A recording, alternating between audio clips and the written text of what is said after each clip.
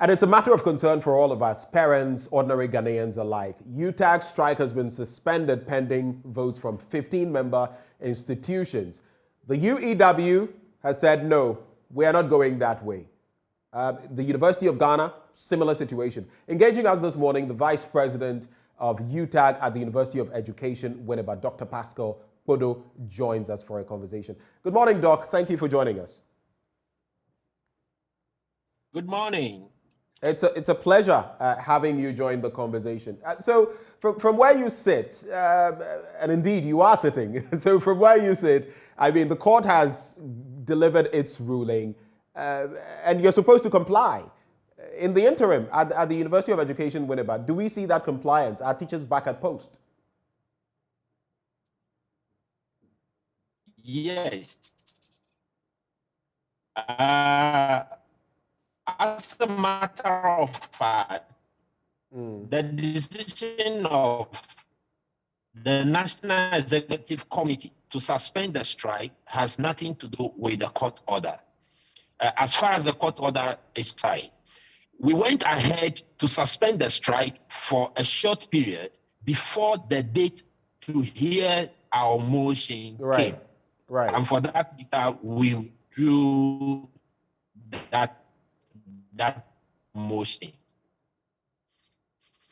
We suspended the strike considering some other factors. However, a two-phase process. The first phase is where the NEC takes a decision to suspend the strike. And that is what happened on Tuesday. Immediately that happened, the second phase is triggered. The second phase is where the member campuses would have to vote to either accept the decision or reject the decision, something we did and something UG did yesterday. However, this window for all the member campuses to vote on the decision will last for 5 days. After that, we will send our resolutions to NEC, and NEC would have to convene in 5 days to consider all the resolution and then issue a statement on it, either to resume the strike or to maintain the suspension. So currently, effectively, Tuesday, midday Tuesday, when the national executives announced the suspension is in effect. That will stand until the 5 days process comes to a conclusion. So there is this 5-day process, and of course we're inching towards next Tuesday. But is that to say that guaranteed all 15 institutions are going to put this to a vote by Tuesday or before Tuesday?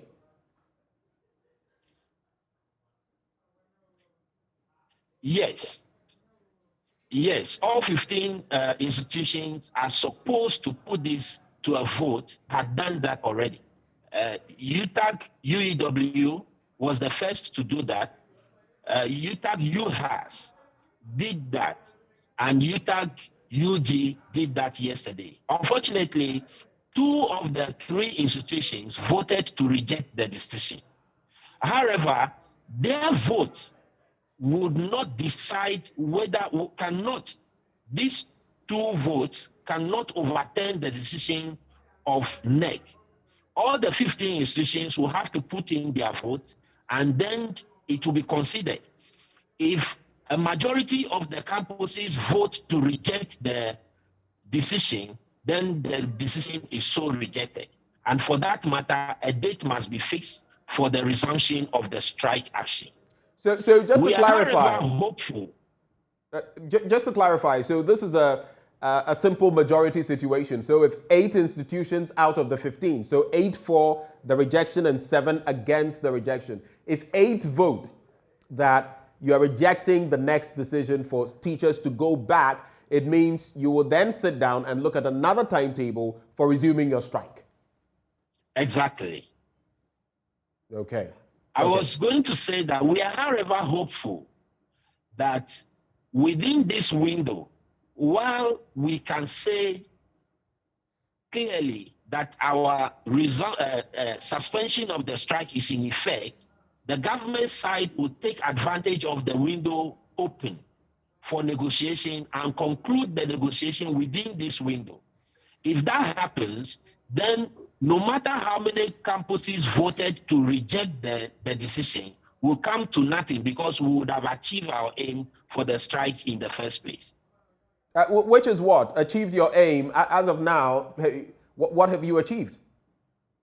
As of now, what we want is better conditions of service. And you've not got that. You've not got that yet. The government promised that as soon as we suspend the strike, they are going to sit down with us to resolve all the outstanding issues within 1 week. That is why we are saying that while the campuses are voting, are casting their votes and sending their resolutions to NEC, government should take advantage of the window created to engage the negotiation team so that by the time the process is ending, they would have decided how to better the conditions of the lecturer. As a matter of fact, we received an invitation from Fair Wages and Salaries Commission yesterday, inviting the negotiation team and the national executives of UTAG to a meeting, supposedly to start the negotiation process. Okay. Has there been any interaction between, apart from the Fair Wages and Salaries Commission, has the employer been reaching out through this window, even as you vote, maybe to forestall the action you are contemplating by Tuesday? No, we have not received any interaction from the employer, but we are considering Fair Wages and Salaries Commission as part of the employer. And at our meeting later this morning, we hope the other parts of the employer arrangement would be present, because the letter was copied to the Minister of Education, Minister of Employment and Labor Relations, Minister of Finance, and all the other key players in the negotiation process. Right. My final bit to you, where do you see this inching towards? A short while ago, you were saying that you were hopeful some resolution could be sought, but your institution has voted to reject, the next decision and all of that. Do you feel in the end more institutions will vote to reject that decision, which would then culminate in a renewal of the strike? Yes. More institutions are going to vote to reject the decision. However, the situation can only be salvaged if the employer engages with the negotiation team to resolve the matter by the time the process runs out. That is what we are hoping for. This is only to show, if you see the voting pattern, it's only to show how much trust we have in the process as far as the employer is concerned. There have been several agreements signed in the past that the employer did not work with in good faith. And that is why our people are very skeptical, believing in the process going forward now. But I think it is also an opportunity for the employer to kind of save the process so that we can believe in whatever they tell us in future. Doc, I just want your brief take on this in maybe some 40 seconds. We have our brothers and sisters in Ukraine and Russia in school. Since it is tertiary education we are talking of, some of them want to be evacuated, or practically all of them. What do you think on that, very briefly?